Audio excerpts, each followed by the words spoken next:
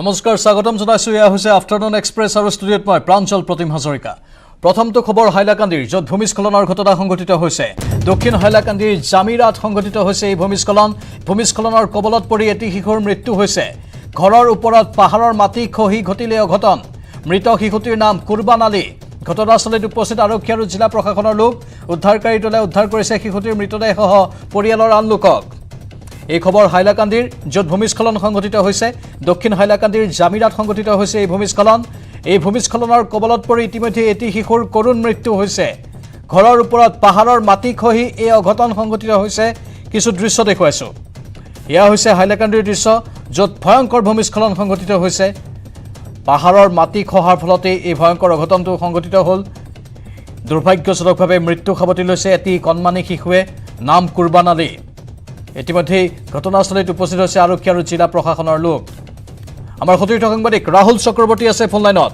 ৰাহুল অধিক জানিব বিচাৰিছো প্ৰাঞ্জল আজি ৰাতিপুৱা হাইলাকান্দি জিলা কাটকেচৰা সমষ্টিৰ জামিৰা গাঁৱতে ঘটনাটো সংঘটিত হৈছে পাহাৰৰ মাটি খহি পৰিছিল এটা ঘৰৰ ওপৰতে এটা কেঁচা ঘৰৰ ওপৰতে পাহাৰৰ মাটি খহি পৰিছিল যাৰ ফলতে আহত হৈছিল 5জন লোক ঘৰৰ পৰিয়ালৰ 5জন লোক ইয়াৰ মাজতে এটি কণমানি শিশু কুৰবান আলীৰ নাম তাৰ ঘটনাস্থলীতে মৃত্যু হয় লগতে ঘৰৰ আন 4জন সদস্য আহত হৈছিল তেওঁলোকক ইতিমধ্যে উদ্ধাৰকাৰী দলে SDRFৰ দলে উদ্ধাৰ কৰি কাটকেচৰা অসামৰিক হাস্পতাললৈ প্ৰেৰণ কৰিছে কিন্তু ৰাহুল যেহেতু এই সমগ্ৰ অঞ্চলটো পূৰ্বৰ পৰা স্পৰ্শকাতৰ পাহাৰৰ মাটিসমূহ আমি দেখিবলৈ পাইছো ৰঙা মাটি গছসমূহ কটা হৈছিল ইয়াৰ পূৰ্বেও তাত ভূমিস্খলন হৈছিল নেকি বা প্ৰশাসনে সতৰ্কবাণী তাত জাৰি কৰিছিল নেকি প্ৰাঞ্জল এই যি এলেকা আছে গোটেই এলেকাটো ৰিজাৰ্ভ ফৰেষ্ট এৰিয়াৰ ভিতৰতে পৰে প্ৰশাসনে বাৰম্বাৰ তাতে জাননী দিছিলে যে ইয়াতে ঘৰ নবনোৱাৰ কাৰণে কাৰণ ইয়াতে পাট্টা মাটি নহয় এইটো সংৰক্ষিত বনাঞ্চলৰ মাটি আৰু ইয়াতে এইকাৰণে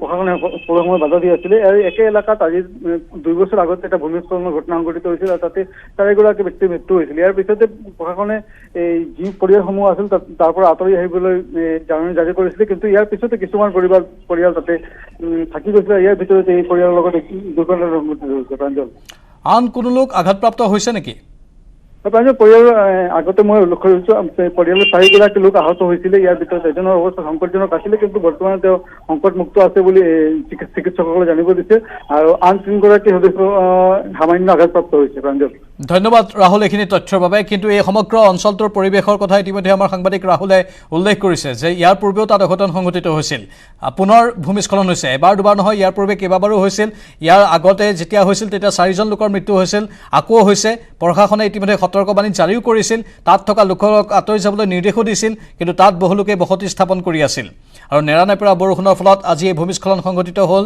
এটি শিশুৰ কৰুণ মৃত্যু হৈছে এই ভূমিস্খলনৰ ফলত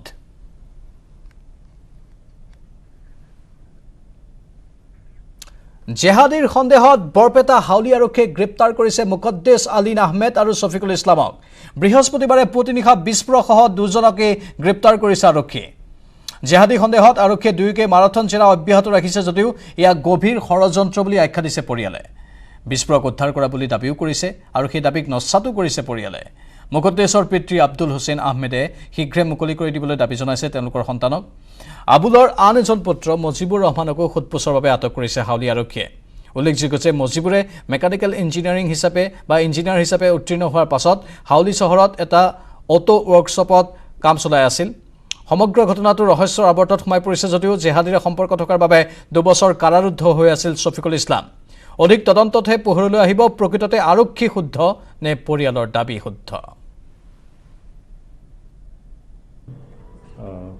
DSP হেডকোৱাৰ্টাৰৰ নেতৃত্বত মুকদ্দেছ আলী আহমেদৰ উত্তৰ কালঝাৰত থকা বাসগৃহত চাৰ্চ কৰিব যায় বিশেষ এটা ইনপুট আছিল সেই ইনপুটত তেওঁলোকৰ তাতে এখন ফুলৰ নাৰ্চাৰী আছিল আহি ফুলৰ নাৰ্চাৰীত চাৰ্চ কৰাৰ পাছত হেণ্ডমেড বম 3টা ইলেক্ট্ৰিক ডিটনেটাৰ 3টা এক্সপ্ল'চিভ নিঅ'জেল 90 4টা আৰু মোবাইল 5টা জব্দ কৰিছে আৰু এই সংক্ৰান্তত আমি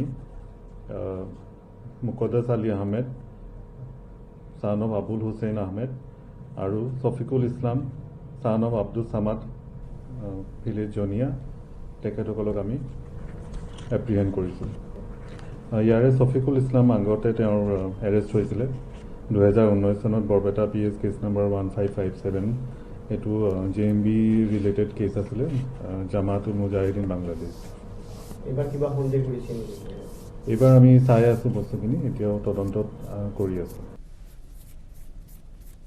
নাৰ্চাৰী তাতে ৰাস্তাৰ কাষত এটা তাল গাছ আছে, তাল গাছত মানে 3 পৰা 4 হাতমান দক্ষিণে একেবাৰে মুকাল জেগা, তাত একো নাই, কোনো পুলিচ চুলি নাই, কোনো একেবাৰে মুকাল জেগা, পৰিষ্কাৰ জেগা। তাতে মানে তেওঁলোকে দেখালে প্লাষ্টিকৰ পলিথিনৰ মাজত 3টা মমৰ নিচিনা বস্তুটো নাজানো, আৰু মই জীৱনত এইবিলাক দেখাও নাই, মানে শুনিছোঁ খালি, কিন্তু বস্তু কেনেকুৱা দেখা নাই, এনে দেখিলোঁ। এই দেখালে, সুধিলে এইবিলাক ক'ৰ পৰা আহিলে, কেনেকৈ আহিলে, মই ক'লোঁ যে নাই এইবিলাকতো মই নাজানো, তো কি বস্তু সেয়াও নাজানো, কোনে থৈছে এইটোও নাজানো, একেবাৰে আননোন। আৰু ৰাস্তাৰ কাষত মেইন ৰাস্তাৰ পৰা খুব হ'লে 8 হাতমান ভিতৰত হ'ব, এই ৰাস্তাৰ কাষত আমাৰ পৰিয়ালৰ সদস্য বা ল'ৰা বা জোৱাই হওক এনেকুৱা মুকাল জেগাত এটা বম আনি থৈ দিব, এইটো কেনেকৈ সম্ভৱ? এইটো কেতিয়াও সম্ভৱ নহয়। ডিব্ৰুগড়ৰ চাঞ্চল্যকৰ ঘটনাৰ খবৰ ইতিমধ্যে আমি পৰে পৰা আপোনালোকক জনাই আছোঁ। 3 যুৱকৰ বাবে আত্মহত্যাৰ পথ বাছি ল'লে বিনীত বাগাৰীয়া নামৰ যুৱকজনে। আত্মহত্যাৰ পূৰ্বে ভিডিঅ' বনালে বিনীত বাগাৰীয়াই। ভাৰতীয় যুৱকে তেওঁক মানসিক নিৰ্যাতন কৰা বুলি অভিযোগ কৰিছে সেই ভিডিঅ'ত। 3 যুৱকৰ নাম সঞ্জয় শৰ্মা, নিশান শৰ্মা আৰু বৈদুল্লাহ খান। 3 যুৱকৰ বিৰুদ্ধে থানাত গোচৰ দিছিল পিতৃয়ে। পিতৃয়ে ছ'চিয়েল মিডিয়া যোগেও সহায় বিচাৰিছিল আৰক্ষীৰ। আৰক্ষীৰ ওচৰত ন্যায় নাপাই আত্মহত্যাৰ পথ বাছি লোৱাৰ গুৰুতৰ অভিযোগ উত্থাপন হৈছে। আমি পুনৰবাৰ কৈছোঁ, ডিব্ৰুগড়ৰ ঘটনা ইতিমধ্যে ৰাজ্য জোকাৰি গৈছে। এজন যুৱকে আত্মহত্যাৰ পথ বাছি লৈছে, তাকো ভাৰতীয়ৰ অত্যাচাৰত আত্মহত্যা কৰিবলৈ বাধ্য হৈছে সেই যুৱকজনে। নিজেই আত্মহত্যাৰ পূৰ্বে এটা ভিডিঅ' তেওঁ প্ৰস্তুত কৰিছিল, সেই ভিডিঅ'ত গোটেই বৰ্ণনাখিনি আগবঢ়াইছিল। মুঠতে এক চাঞ্চল্যকৰ ঘটনা সংঘটিত হৈছে। কোনো পথ বিচাৰি নাপাই আত্মহত্যাৰ দৰে চৰম পন্থা বাছি লৈছে এজন যুৱকে। 3জন যুৱকৰ বিৰুদ্ধে অভিযোগ উত্থাপন কৰিছে, যি 3জন যুৱক তেওঁলোকৰ ভাড়াতীয়া হয়। দোকান ভাড়াত লৈছিল 3জন যুৱকে, ভাড়াও দিয়া নাছিল, ওলোটাই ভয় ভাবুকিহে দিছিল তেওঁৰ পিতৃ আৰু এই যুৱকজনক। পিতৃ আৰু এই যিজন যুৱকে আত্মহত্যাৰ পথ বাছি লৈছে তেওঁলোকক ভাবুকি দিয়া বুলি অভিযোগ কৰিছে সেই ভিডিঅ'টোত। আৰক্ষীৰ কাষ চাপিছিল, আৰক্ষীয়েও ব্যৱস্থা গ্ৰহণ কৰা নাছিল। আৰক্ষী থানাত তাঁতবাতি কাঢ়িও কোনো সুফল পোৱা নাছিল। আৰক্ষীৰ বিৰুদ্ধে এই অভিযোগ উত্থাপন কৰি যুৱকজনে আত্মহত্যাৰ পথ বাছি লৈছে।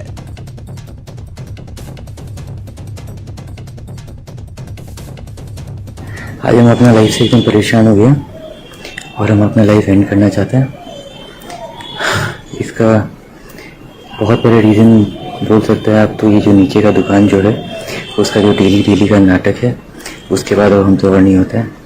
पहले तो 6-7 साल से बारह तो दे नहीं रहा था, अब थ्रेटनिंग वेटनिंग और बहुत सारी चीज़ हो रहा है और मेरे से इतना स्ट्रेस अब हैंडल नहीं हो रहा है। जितना कर सकता है कर लिया। अब उस दिन मेरे पापा को भी थ्रेटन किया, मेरे को भी थ्रेटन किया, गाली गलौज किया, घर के आगे लड़का बुलाया, संजय, निशांत, बैदुल्ला खान। और उस दिन तो संजय शायद नीचे नहीं आया था, बट संजय को ही तुम लोग दुकान दिया था, मेन मास्टरमाइंड तो वही है। पापा को भी फ़ोन करके थ्रेटनिंग वही दिया था, उसके बाद बैदुल्ला खान मेरे को दिया था। और उस दिन पता नहीं और एक लड़का आया था, क्या नाम था, ट्रू कॉलर में अजीज़ खान या एजाज खान कुछ लिखा के आया था। तो यही अब हम ये चीज़ से परेशान हो गया, तो इसके कारण हम अपना ज़िंदगी एंड करना चाहते हैं।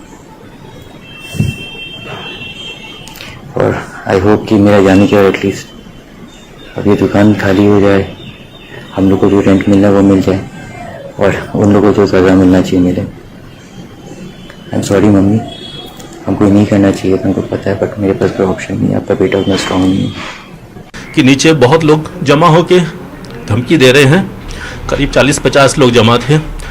उस दिन मैं यहाँ नहीं था, मैं तिनसुकिया था, तो मैंने अरुण भैया ने फ़ोन किया था। मैंने उनको बोला कि मिंटू को बोलो कि एक बार जाए देखे कैसे क्या है कहानी। सोनू को भी मैंने बोला, तो वो भी बोला कि हाँ चाचा ये सब प्रॉब्लम कर रहा है, नीचे से सब धमकी दे रहा है, बहुत जन जमा होकर रखा हुआ है। ये टॉर्चर बहुत दिन से शायद चल रहा था। वो लोग फ़ोन पे मैसेजेस कर रहे हैं और फ़ोन करके उसको धमकी दे रहे हैं, बहुत गंदी तरीके से बात करते हैं। इसको इतना छोटा बच्चा, आज तक इसने कभी कुछ गलत किया ही नहीं, एनिमल वेलफेयर के साथ एसोसिएटेड था, हर सोशल समाज का काम में हमेशा लगा हुआ रहता था। कभी कुछ उसका सुनेंगे नहीं, जो सुनेंगे अच्छा ही सुनेंगे। नीचे उन लोग एक कोई बोर्ड लगा रखे थे, तो इन्होंने कहा था, कैलाश ने कहा था कि बोर्ड हटा लो, सामने पड़ा है, नीचे का लिफ्ट का काम हो रहा था। मैंने कहा नहीं हटाएगा, क्या कर लेगा तुम, क्या तो ये क्या बात बोला, तो बोला हाँ हमारा बाप का ही मकान है, ये तो हमारा बाप का है। तो बोला बाप का क्या। फिर संजय ने फ़ोन किया, संजय ने कहा कि ना सारा मकान उकान सब तोड़ देगा हम, क्या आप ये सब बोलता है। तो ये बोला हाँ हटा दो ये सब, कब से बोल रहा है, न तो हम लोग कभी रेंट देते हैं हम लोग को, कुछ नहीं। और फिर उसके बाद इनके पास भी बार बार फ़ोन आ रहा था, मेरा बेटा भी नहीं सोनू, उसके पास थ्रेटिंग दे रहा है कि क्या बेदुल्ला ना, क्या नाम है उसका, हाँ वो भी, हाँ भाईदुल्ला। तो उसने कहा था कि तुम बाहर आओ, तुमको बताएगा हम, ये करेगा वो करेगा, तुम्हारा बाप ऐसे बोला वैसे बोला। तो बोला बाप तो हमारा कुछ गलत नहीं बोला, सब ठीक ही बोला, उसको हटाने के लिए बोला है।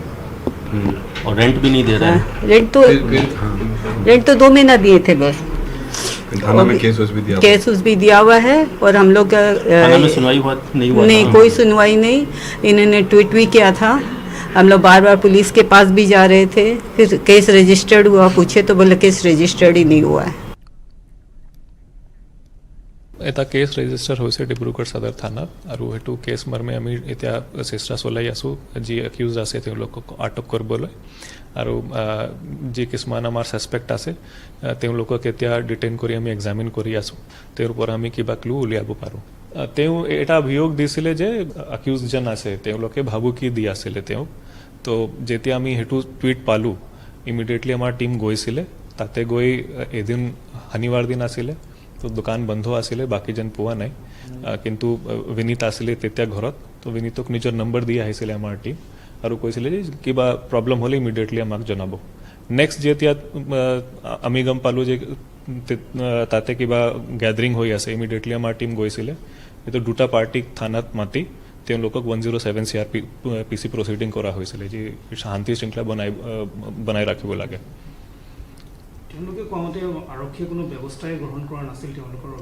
আগৰ পৰা হিষ্ট্ৰী আছে, 2টা কেছ অলৰেডি ৰেজিষ্টাৰ কৰি চাৰ্জশ্বিট কৰা হৈছে, এইটো ট্ৰায়েল চলি আছে।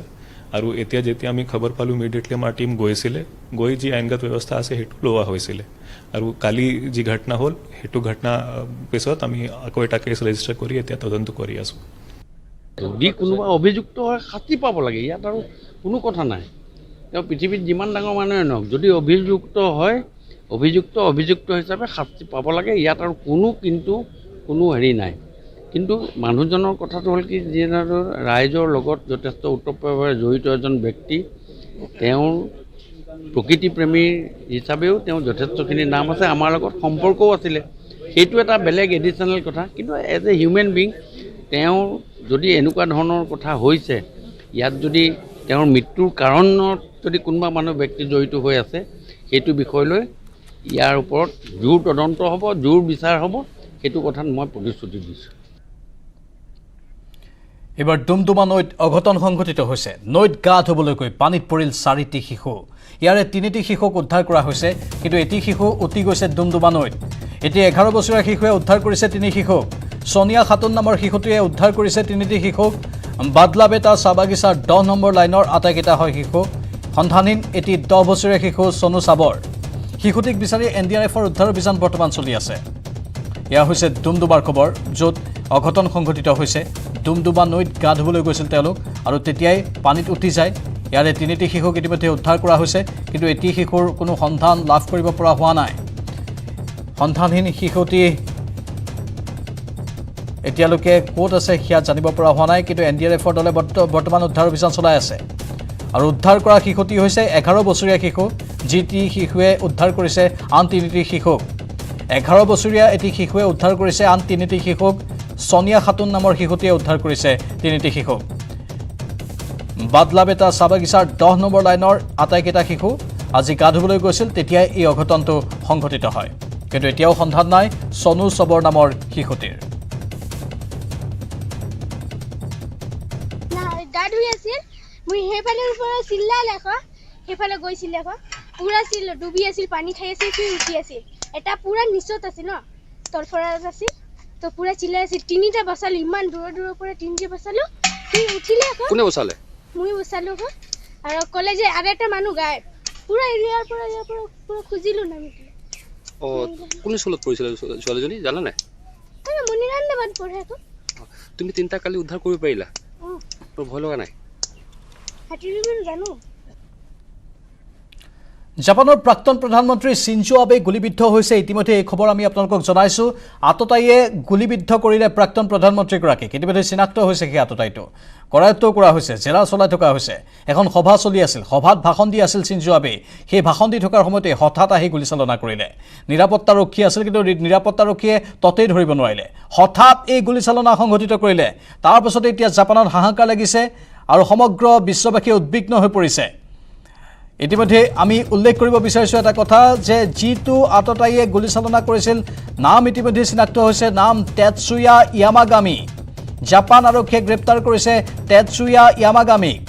তেটসুয়া ইয়ামাগামিৰ স্বীকাৰোক্তি এয়া যে তেওঁ সন্তুষ্ট নাছিল এইগৰাকী প্ৰাক্তন প্ৰধানমন্ত্ৰীৰ কাম কাজত পূৰ্বে প্ৰধানমন্ত্ৰী হৈ থকা সময়ত যিখিনি কাম কাজ কৰিছিল তাত সন্তুষ্ট নাছিল যাৰ বাবে গুলীচালনা কৰিলে কিন্তু এই যুক্তি কোনেও সহজভাৱে মানি ল'ব বিচৰা নাই একাংশই সন্দেহ প্ৰকাশ কৰিছে যে হয়তো কোনো লোকে এওক নিয়োগ কৰিছিল এই কামত আমি টিভিৰ পৰ্দাত দৃশ্য দেখুৱাইছো এফালে হাতত বন্দুক লৈ এই তেটসুয়া ইয়ামাগামি নামৰ হত্যা কৰিবলৈ অহা দুৰ্বৃত্তটো বা অপৰাধীটো সমান্তৰালভাৱে আমি স্ক্ৰীনৰ টিভিৰ পৰ্দাৰ এখন স্ক্ৰীনত দেখুৱাইছো জাপানৰ প্ৰাক্তন প্ৰধানমন্ত্ৰী শিনজো আবেক তেওঁ ঢলি পৰিছে বুকুত আঘাত লাগিছে বুকুত গুলি লাগিছে তেওঁৰ আৰু বৰ্তমান তেওঁক চিকিৎসালয়ত ভৰ্তি কৰোৱা হৈছে এখন হেলিকপ্টাৰৰ সহায়ত তাৎক্ষণিকভাৱে তেওঁক চিকিৎসালয়ত লৈ যোৱা হয় কিন্তু সমগ্ৰ ঘটনাক লৈ এতিয়া উদ্বিগ্ন হৈ পৰিছে বিশ্ববাসী এখন দেশৰ প্ৰাক্তন প্ৰধানমন্ত্ৰীক টাৰ্গেট কৰা হৈছে যাৰ বাবে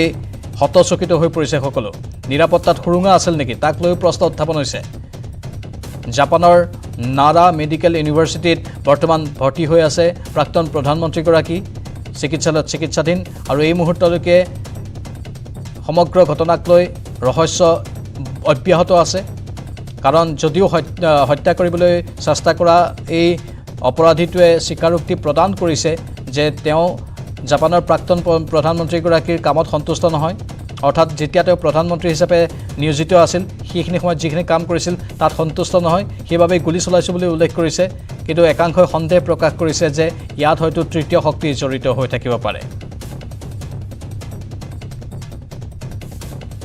এই আমাৰ হাতত আহি পৰা গুলীচালনা কৰা আততায়ীৰ এক্সক্লুচিভ ফটো আপোনালোকক দেখুৱাইছোঁ টিভিৰ সোঁফালে আপোনালোকে প্ৰত্যক্ষ কৰিছে হাতত উদ্যত মাৰণাস্ত্ৰ লৈ কেনেকৈ দৌৰি আহিছিল গুলীচালনা কৰিবলৈ লগে লগে নিৰাপত্তাৰক্ষীয়ে গবা মাৰি ধৰিলে অৱশ্যে ইতিমধ্যে গুলী ফুটি গৈছিল আৰু সেই গুলীয়ে আঘাত কৰিছিল শিনজো আবেৰ শৰীৰত বুকুত আঘাত কৰিছে যাৰ ফলত ঢলি পৰিল প্ৰাক্তন প্ৰধানমন্ত্ৰীগৰাকী অৱশ্যে তাৎক্ষণিকভাৱে হেলিকপ্টাৰৰ সহায়ত তেওঁক চিকিৎসালয়লৈ লৈ যোৱা হ'ল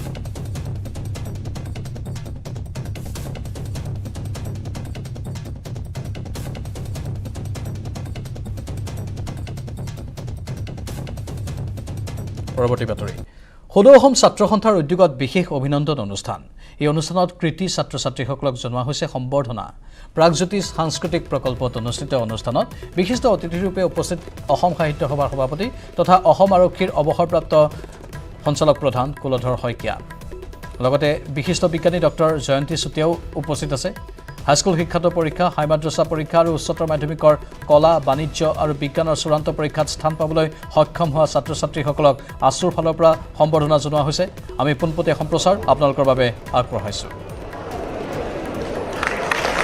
কেচি দাস কমাৰ্চ কলেজৰ অধ্যক্ষ যদি আছে তেখেতক আহিবলৈ অনুৰোধ কৰিম আৰু পঞ্চম স্থানৰ ছাত্ৰগৰাকীক মই আগুৱাই আহিবলৈ অনুৰোধ কৰিম প্ৰথম আগৰৱাল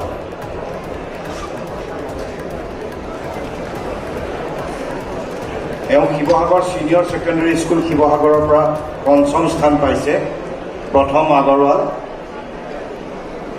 আৰু সদৌ অসম ছাত্ৰ সন্থাৰ সাধাৰণ সম্পাদক শ্ৰী শংকৰজ্যোতি বৰুৱাক অনুৰোধ কৰি তেখেতক অভিনন্দন জনাম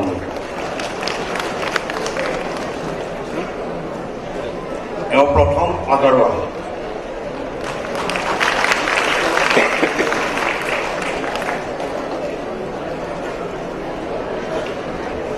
চতুৰ্থ স্থান পোৱা নেন্সি খেতাৱাত প্ৰিয়াংশী ঘোষ তেখেতসকলক আগুৱাই আহিবলৈ মই অনুৰোধ কৰিম। অন্ততঃ অভিনন্দন দি থাকোঁতে এটা হাত চাপৰি দিলে ভাল লাগে ন।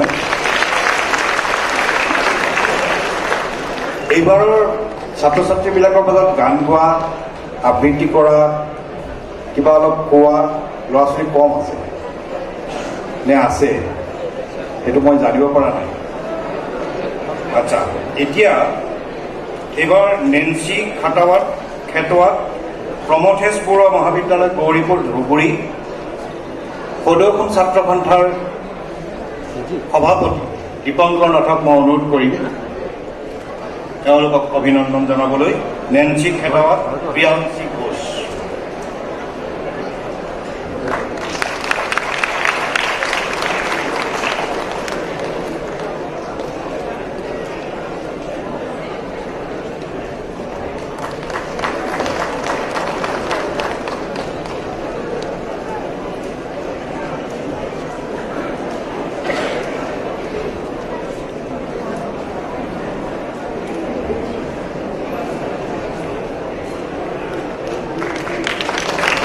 মই অধ্যক্ষ প্ৰমথেশ বৰুৱা মহাবিদ্যালয় গৌৰীপুৰ ধুবুৰীৰ অধ্যক্ষ আৰু পৃথ্বীৰাম চৰকাৰী উচ্চতৰ মাধ্যমিক বহুমুখী বিদ্যালয় গোৱালপাৰাৰ অধ্যক্ষক আগুৱাই আহিবলৈ অনুৰোধ কৰিছোঁ। পৃথ্বীৰাম চৰকাৰী উচ্চতৰ মাধ্যমিক বহুমুখী বিদ্যালয় গোৱালপাৰা আৰু প্ৰমথেশ বৰুৱা মহাবিদ্যালয় গৌৰীপুৰ ধুবুৰীৰ অধ্যক্ষক আগুৱাই আহিবলৈ অনুৰোধ কৰিছোঁ। সদৌখন ছাত্ৰ সন্থাৰ সভাপতি শ্ৰী দীপংকৰ নাথে সম্বৰ্ধনা জনাব।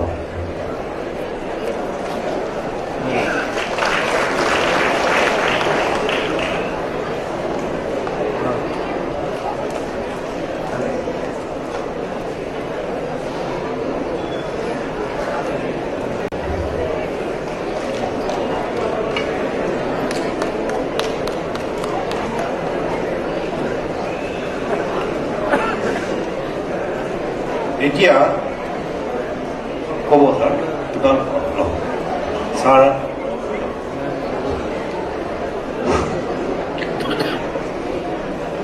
সময় বহুত সংকীৰ্ণ কাৰণে মই চমুকৈ দুটামান কথা ক'ব ওলাইছোঁ। আমাৰ মঞ্চত উপস্থিত থকা বিশিষ্ট ব্যক্তিসকলক সম্ভাষণ জনাইছোঁ। মঞ্চৰ সন্মুখত থকা সকলোকে মই সম্ভাষণ জনাইছোঁ। ইয়াত এটা কথা বিশেষভাৱে পৰিলক্ষিত হৈছে, ব্যক্তিগত খণ্ডৰ বিদ্যালয়সমূহৰ ফলাফল বৰ চকুত লগা ধৰণৰ,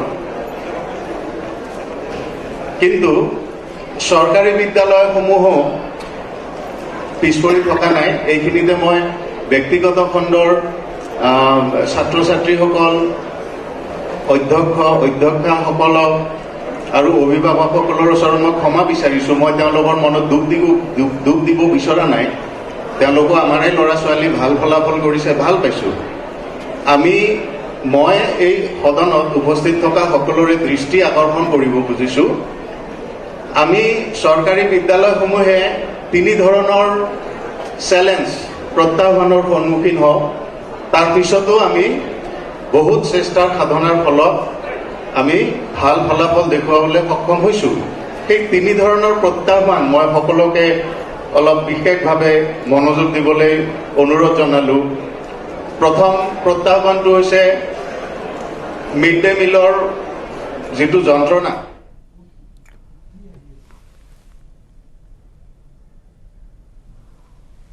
এয়া এতিয়া মাস্কৰ পৰা আমি পোনপটীয়া সম্প্ৰচাৰ আপোনালোকৰ বাবে আগবঢ়ালোঁ আৰু এনেধৰণেই সদৌ অসম ছাত্ৰ সন্থাৰ উদ্যোগত এই বিশেষ কাৰ্যসূচীৰ আয়োজন কৰা হৈছে।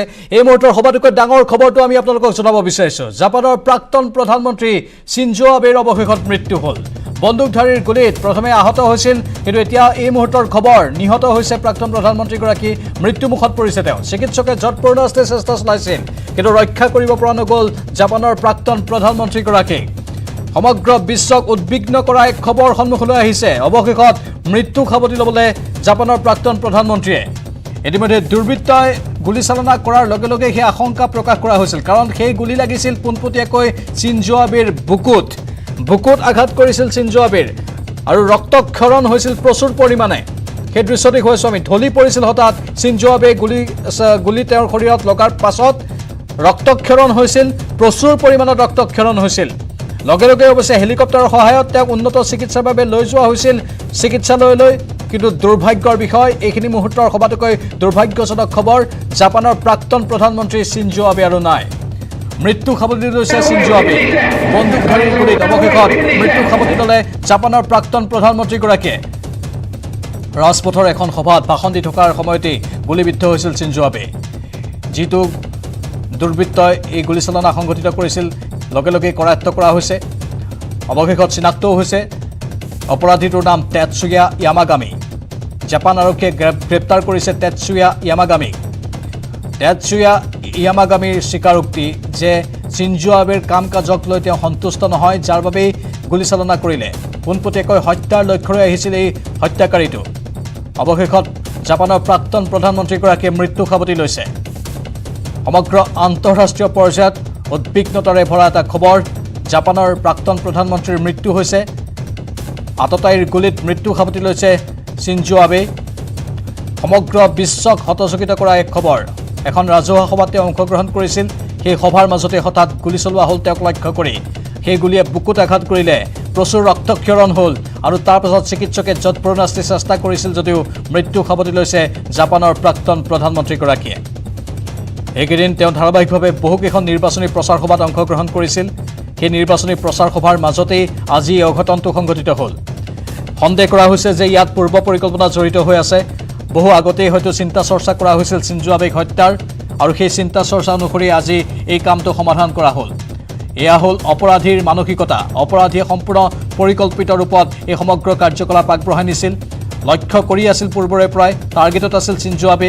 অৱশেষত আজি সেই লক্ষ্যক সফল ৰূপত এই অপৰাধীয়ে সফল ৰূপ দিবলৈ সক্ষম হৈছে। আৰু দুৰ্ভাগ্যজনক খবৰ আহিছে সমগ্ৰ বিশ্ববাসীৰ বাবে, কাৰণ চিনজো আবে আৰু নাই। সেই অপৰাধীটোৰ গুলীচালনাৰ ফলত চিনজো আবে মৃত্যু সাৱটি লৈছে।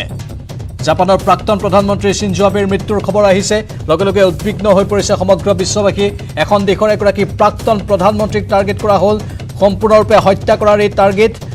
ইতিমধ্যে সেই অপৰাধীটোৱে স্বীকাৰোক্তিও প্ৰদান কৰিছে যে তেওঁ চিনজো আবেৰ কাম কাজক লৈ সন্তুষ্ট নহয়, যাৰ বাবে এই হত্যাকাণ্ড সংঘটিত কৰিলে। ৰাজপথৰ এখন সভাত ভাষণ দি থকাৰ সময়তেই গুলীচালনা কৰা হৈছিল চিনজো আবেৰ ওপৰত। আৰু গুলীচালনা কৰাৰ পাছত লগে লগে অপৰাধীটোক আৰক্ষীয়ে গবা মাৰি ধৰিছিল, কৰায়ত্ব কৰা হ'ল লগে লগে। ইতিমধ্যে স্বীকাৰোক্তি কি প্ৰদান কৰিছে আমি আপোনালোকৰ বাবে আগবঢ়াইছোঁ সেই মন্তব্য। চিনজো আবেৰ হত্যাকাৰীক কঠোৰ শাস্তি দিয়াৰ দাবী উত্থাপন হৈছে, আৰু সেই হত্যাকাৰীয়ে স্বীকাৰোক্তি দিছে যে তেওঁ এইগৰাকী প্ৰাক্তন প্ৰধানমন্ত্ৰীৰ কাম কাজত অসন্তুষ্ট, যাৰ বাবে এই হত্যাকাণ্ডটো সংঘটিত কৰিছে। জাপানৰ নাৰা মেডিকেল ইউনিভাৰ্চিটিত লগে লগে চিনজো আবেক ভৰ্তি কৰোৱা হৈছিল। চিকিৎসালয়ত চিকিৎসকে যৎপৰোনাস্তি চেষ্টা কৰিছিল, কিন্তু শেষ ৰক্ষা কৰিব পৰা নগ'ল। প্ৰচুৰ ৰক্তক্ষৰণ হৈছিল আৰু গুলীয়ে বুকু ভেদি গৈছিল, যাৰ ফলতে মৃত্যু সাৱটি লৈছে চিনজো আবে। হৃদৰোগী চিনজো আবে ইয়াৰ পূৰ্বেও বহুকেইবাৰ তেওঁ চিকিৎসালয়ত ভৰ্তি হ'বলগীয়া হৈছিল। তেওঁৰ হৃদযন্ত্ৰৰ ক্ৰিয়া বিভিন্ন সময়ত অতি ধীৰ গতিত চলিছিল, যাৰ ফলত তেওঁ চিকিৎসকৰ পৰামৰ্শতেই আছিল। আৰু সেই চিনজো আবেক বুকুত লক্ষ্য কৰি গুলীচালনা কৰা হ'ল, আৰু প্ৰচুৰ ৰক্তক্ষৰণ হোৱাৰ ফলতেই মৃত্যুক সাৱটি ল'লে জাপানৰ প্ৰাক্তন প্ৰধানমন্ত্ৰীগৰাকীয়ে। সমগ্ৰ বিশ্বক খলকনি তোলা বা সমগ্ৰ বিশ্বক হতচকিত কৰি তোলা এটা খবৰ।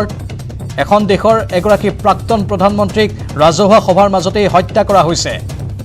জাপানৰ প্ৰাক্তন প্ৰধানমন্ত্ৰীক হত্যা কৰা হৈছে ৰাজহুৱা সভাৰ মাজতে। যি সময়ত তেওঁ উদাত্ত কণ্ঠৰে ভাষণ প্ৰদান কৰি আছিল, সেই সময়তে তেওঁক লক্ষ্য কৰি গুলীচালনা কৰা হ'ল। সেই সময়ৰ কিছু এক্সক্লুচিভ ভিজুৱেল আমি আপোনালোকক দেখুৱাইছোঁ।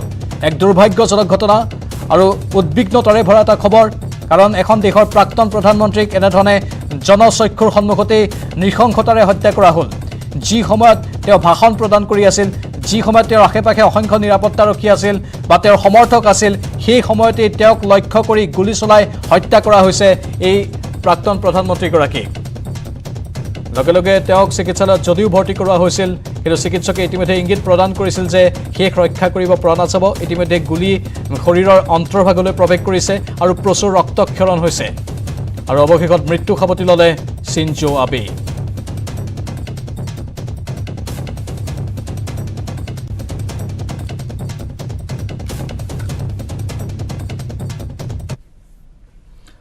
বাতৰিত খবৰ চলি থাকিব বহুকেইটা গুৰুত্বপূৰ্ণ খবৰ আছে জনাই থাকিম বাণিজ্যিক বিৰতিৰ পাছত।